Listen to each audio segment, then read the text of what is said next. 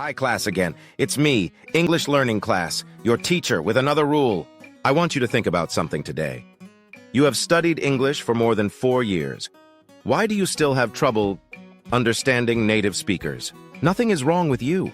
Something is wrong with the schools you went to and the textbooks you used. English textbooks and audio tapes are horrible. You never learned real English. You learned textbook English. You never learned real English. You learned textbook English. How to understand native speakers. Let's listen a story. Magdalio studied English for 5 years in Venezuela. Teachers said he was an advanced student. When he came to the USA, he felt good. He was excited to meet Americans. He was ready. He wrote, "One day I tried to talk to an American woman and everything changed. The woman started talking, and I couldn't understand her. Not at all. Her pronunciation was totally different than the textbook tapes and CDs I listened to. She used idioms, slang, and many casual phrases. I was totally confused. That's when I realized I needed to learn real English. You must learn real English. I taught Magdalio to learn with real English materials, learning the English we use every day in conversations, books, movies, TV shows, comic books, audiobooks, articles, newspapers, magazines, and podcasts. Stop learning textbook English. If you want to understand native speakers, you must stop learning English from textbook tapes and CDs. To learn real English, you must listen to English that native speakers listen to. You must watch what they watch. You must read what they read. Listen only to real English.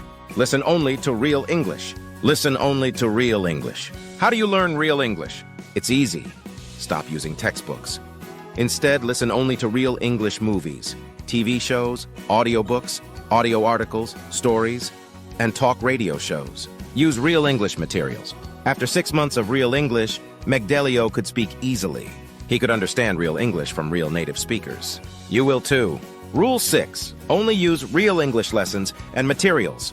You learn real English if you want to understand native speakers and speak easily. Use real magazines, audio articles, TV shows, movies, radio talk shows, and audiobooks.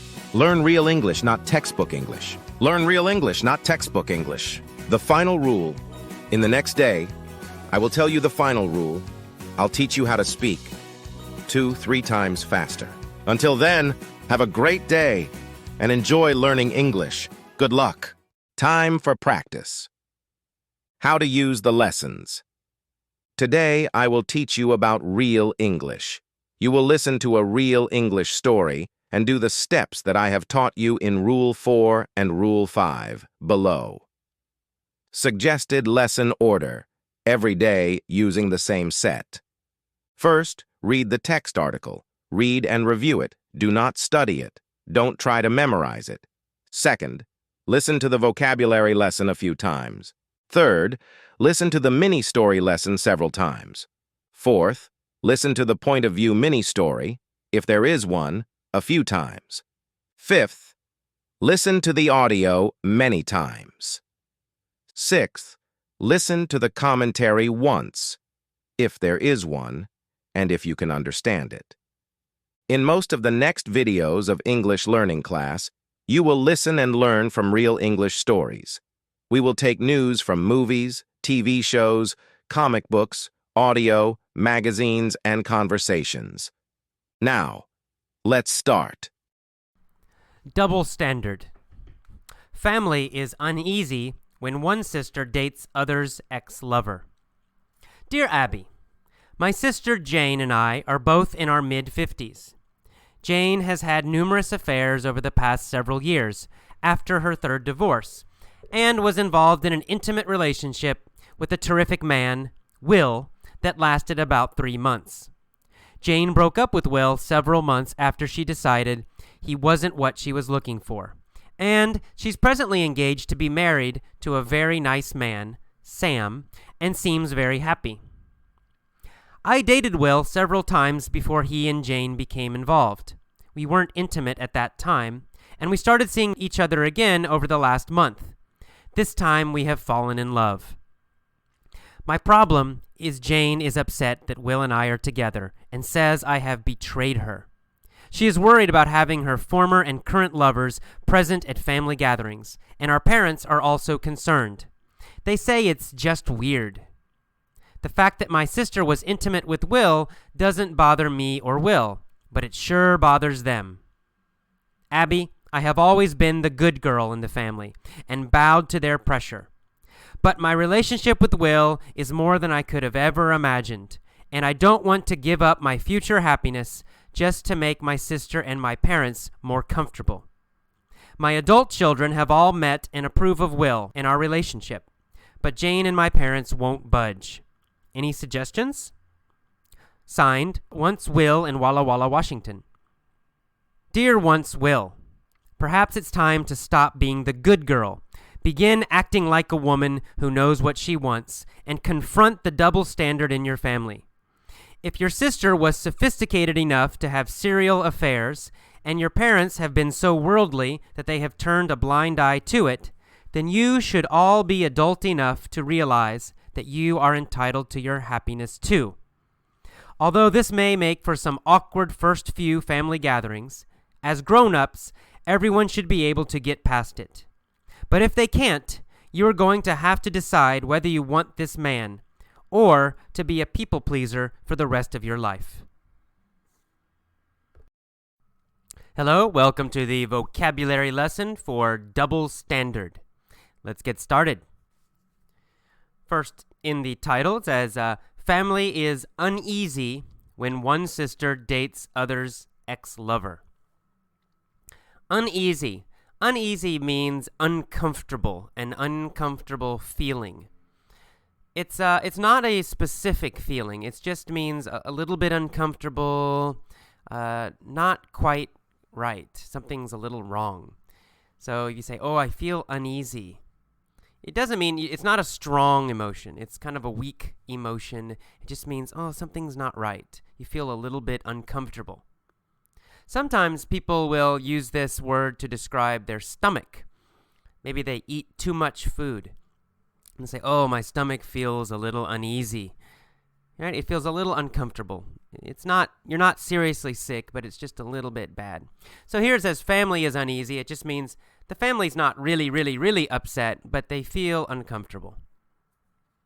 Because one sister is dating another sister's ex-lover.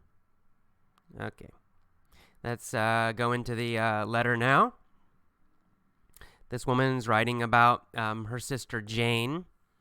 And she said Jane has had numerous affairs. Numerous means many. So numerous is many. So she's had many affairs over the past several years.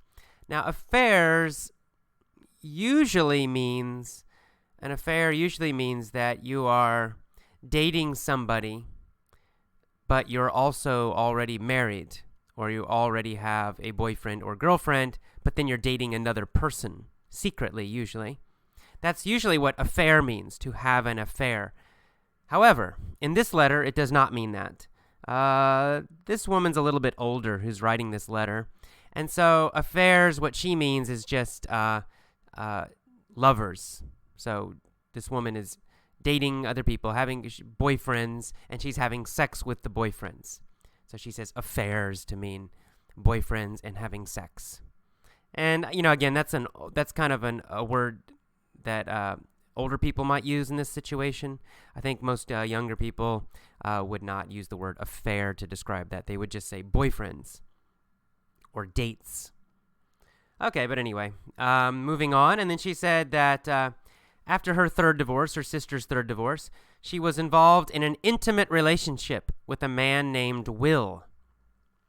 Intimate relationship means a serious boyfriend or girlfriend. Intimate means close, emotionally close. So you have strong feelings for each other. An intimate relationship also has the idea that sex is involved. You're having sex with each other.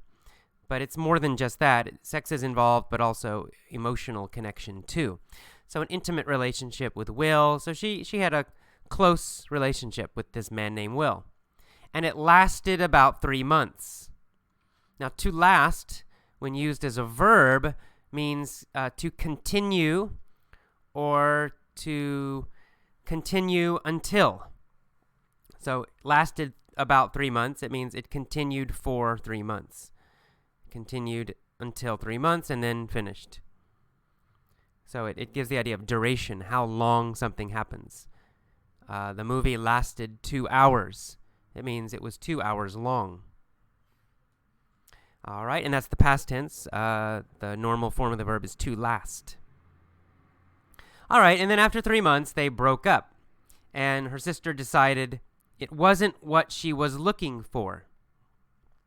Wasn't what she was looking for. Or isn't what she is looking for. Or isn't what I am looking for. It means not what you want, not what she wants. So it wasn't what she was looking for. It means this man, Will, was not the kind of guy she wanted. Not the guy she wanted. Not what she was looking for. So not what you're looking for means not what you want. Okay, and that is the end of the first paragraph. Moving to the second paragraph. This woman now, the woman who's writing the letter, she started to date Will after her sister broke up with Will. Then this new woman, the one who's writing the letter, she started dating Will. And she actually said that she had dated Will in the past before her sister Jane had become involved with him. To become involved with someone means to start dating them. So you might say, I am involved with her. It means I am dating her. Or you might say, I became involved with her 2 months ago. It means you started dating her 2 months ago. So to become involved with somebody means to start dating them. Okay, and then in the next sentence she says, we weren't intimate at that time. Okay, so she's saying in the past, in the far past, her and Will were not intimate. Now, in this case, intimate, again, it does have an emotional idea of being very close emotionally, but it definitely has a sexual idea here in this situation. We weren't intimate at that time means they weren't kissing each other, they weren't having sex. It wasn't a intimate relationship, right? They were dating, but maybe just casually, not so serious in the far past. And then her sister Jane started to date Will. Then Jane and Will broke up. And then finally, this woman started to date Will again. Kind of a complicated American dating situation here in this letter. All right. So she says, this time we started dating again, and this time we have fallen in love. To fall in love means to start feeling love for somebody. Romantic love. Okay, and then she says, her problem. There's always a problem in these letters.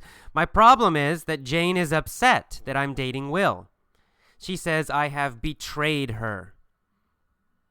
To betray someone means that they are your friend or your family, or they are on your side, and then you do something bad to them. You cheat them or hurt them, and we say this is betrayal is the noun. The verb is to betray.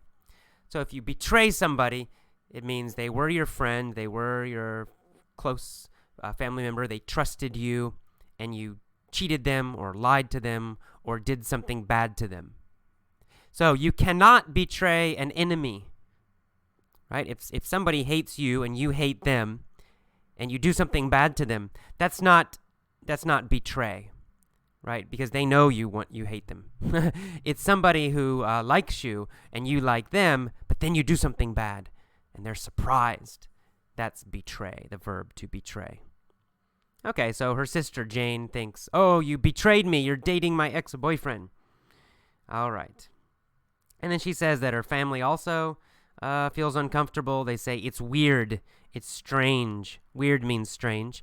It's strange that she's dating her sister's ex-boyfriend. All right, and finally she says, Abby, I've always been the good girl in the family, and I have always bowed to their pressure.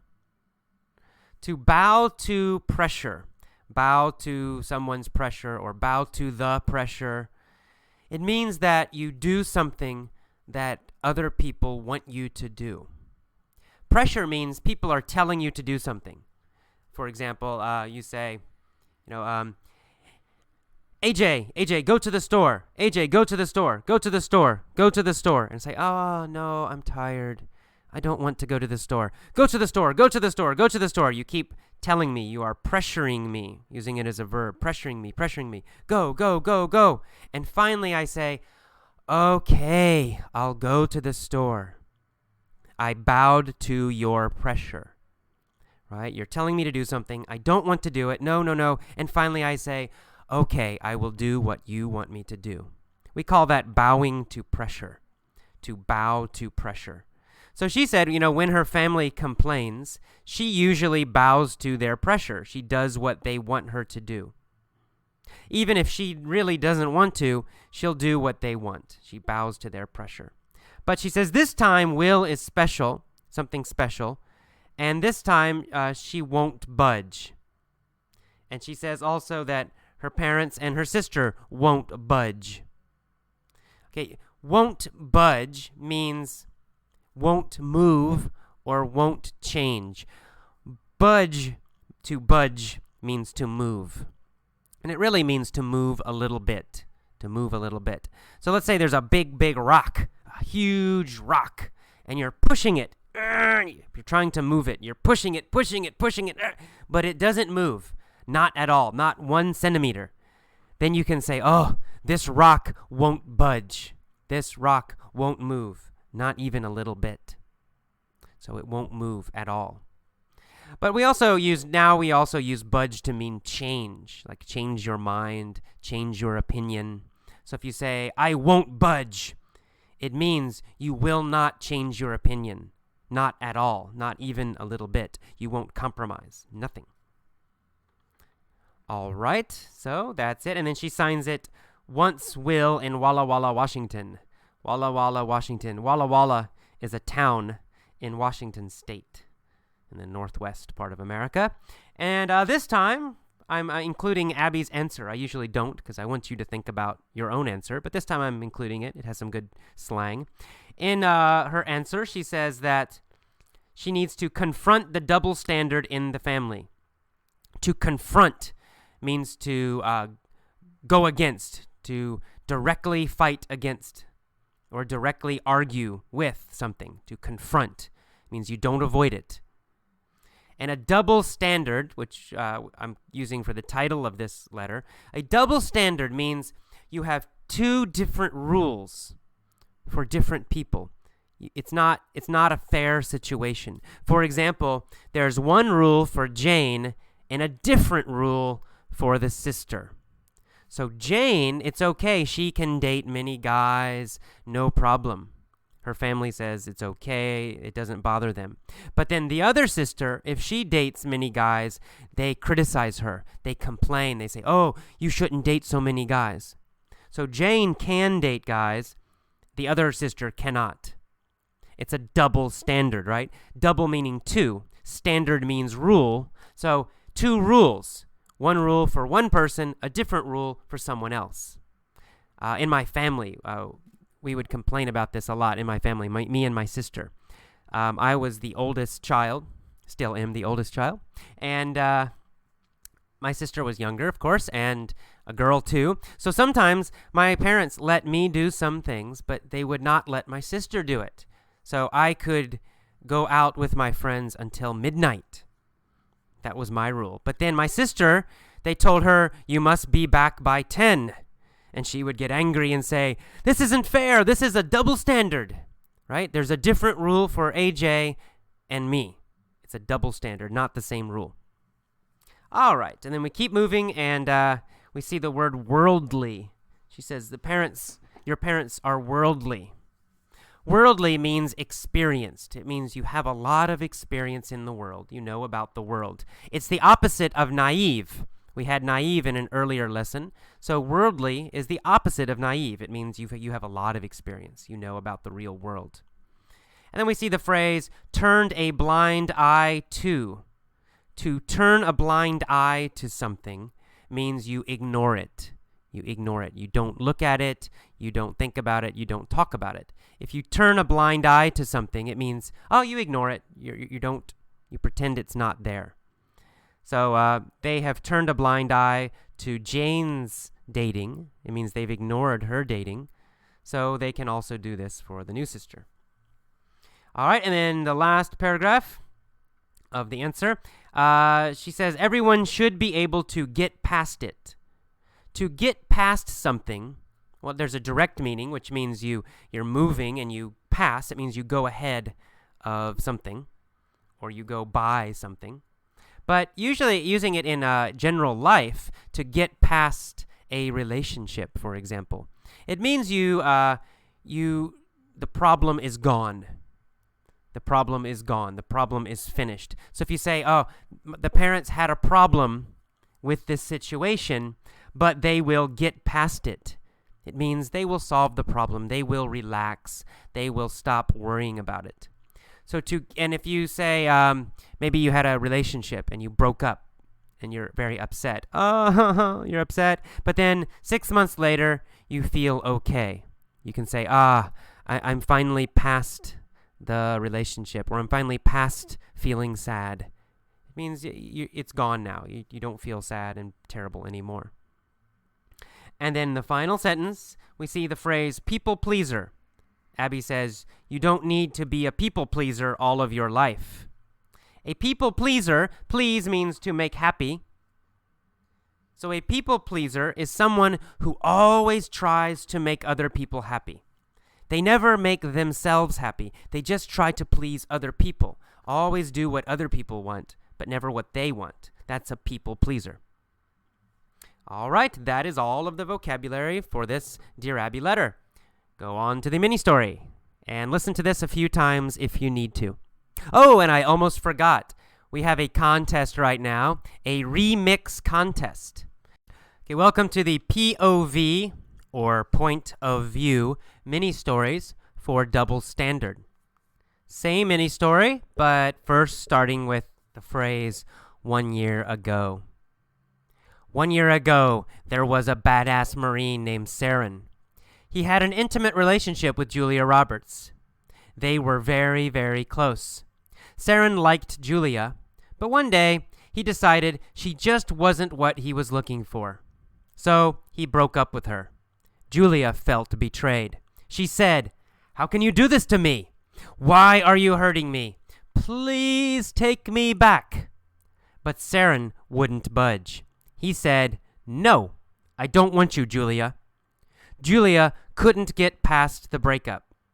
Every day she followed Saren. Every day she called him. At first, Saren turned a blind eye to her behavior, but finally he couldn't ignore it anymore. He yelled at Julia and said, "I won't bow to this pressure. I won't take you back, so leave me alone." Julia asked, "Do you have another girlfriend?" And he said, "Yes, I'm dating Hillary Clinton now. She's rich and very powerful." Julia said, "Really? Wow, I like her. I'm going to vote for her. I still feel a little uneasy, but if you're dating Hillary, I guess it's okay." Julia smiled and walked away. As she left, she yelled, "So, is Bill free for dating?" Okay, our next version is going to start with the phrase, "since 2004. Okay. All right, there's a badass Marine named Saren. Since 2004, he has had an intimate relationship with Julia Roberts. They have been very, very close. Saren has liked Julia this whole time. But one day he finally decided she just wasn't what he was looking for. So he broke up with Julia. Julia felt betrayed. She said, "How can you do this to me? Why are you hurting me? Please take me back." But Saren wouldn't budge. He said, "No, I don't want you, Julia." Julia couldn't get past the breakup. Every day she followed Saren. Every day she called him. At first, Saren turned a blind eye to her behavior, but finally he couldn't ignore it anymore. He yelled at Julia and said, "I won't bow to this pressure. I won't take you back, so leave me alone." Julia asked, "Do you have another girlfriend?" And he said, "Yes, I'm dating Hillary Clinton now. She's rich and very powerful." She said, "Really? Wow, I like her. I'm going to vote for her. I still feel a little uneasy, but if you're dating Hillary, I guess it's okay." Julia smiled and walked away. As she left, she yelled, "So, is Bill free for dating?" All right, our final version begins with the phrase, next year. Next year, this is going to happen in the future. I'm imagining this. Here we go. There's a badass Marine named Saren. Next year, he'll have an intimate relationship with Julia Roberts. They'll be very close. Saren will like Julia, but one day he'll decide she's just not what he's looking for. He'll break up with Julia. Julia will feel betrayed. She'll say, "How can you do this to me? Why are you hurting me? Please take me back." But Saren isn't gonna budge. He's gonna say, "No, I don't want you, Julia." Julia won't be able to get past the breakup. Every day, she'll follow Saren. Every day, she'll call him. At first, Saren will turn a blind eye to her behavior, but finally, he won't be able to ignore it anymore. He'll yell at Julia and say, "I won't bow to this pressure. I won't take you back, so leave me alone." Julia will ask, "Do you have another girlfriend?" He'll say, "Yes, I'm dating Hillary Clinton now. She's rich and very powerful." Julia will say, "Really? Wow, I like her. I'm going to vote for her. I still feel a little uneasy, but if you're dating Hillary, I guess it's okay."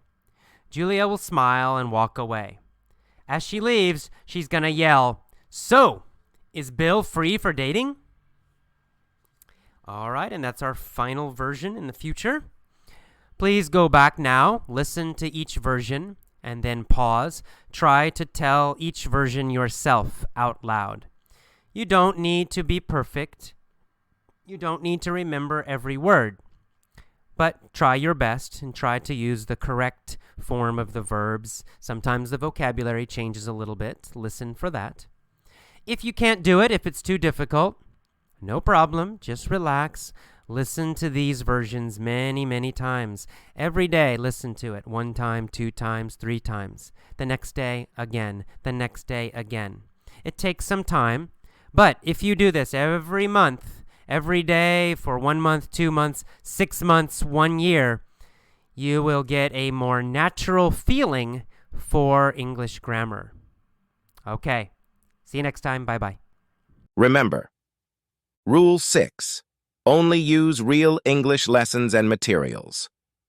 You learn real English if you want to understand native speakers and speak easily. Use real magazines, audio articles, TV shows, movies, radio talk shows, and audio books. Learn real English. Not textbook English. Learn real English. Not textbook English. After 6 months of real English, you could speak easily.